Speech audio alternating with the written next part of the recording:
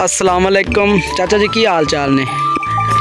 की हाल चाल ने? ठीक है किवें रोज दे हालात किवें ने? शुक्र है रोज जेड़ी ना वसती पई है ते हाथ च की लई खड़ा है? हाथ ढेरा लई खड़ा था। अच्छा, एदा की करदे हुंदे? ए वाण कट्टी जाना।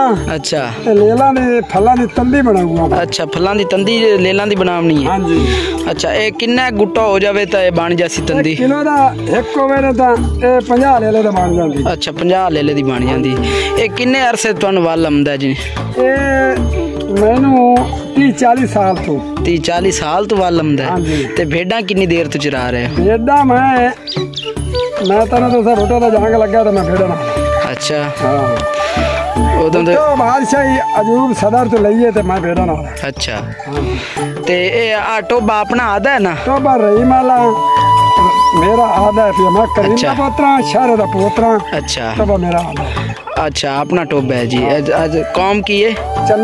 चन्नड़ बरादरी। टोबा रहीमल तो मशहूर है कि चन्नाल तो मशहूर है? रहीमल तो मशहूर है।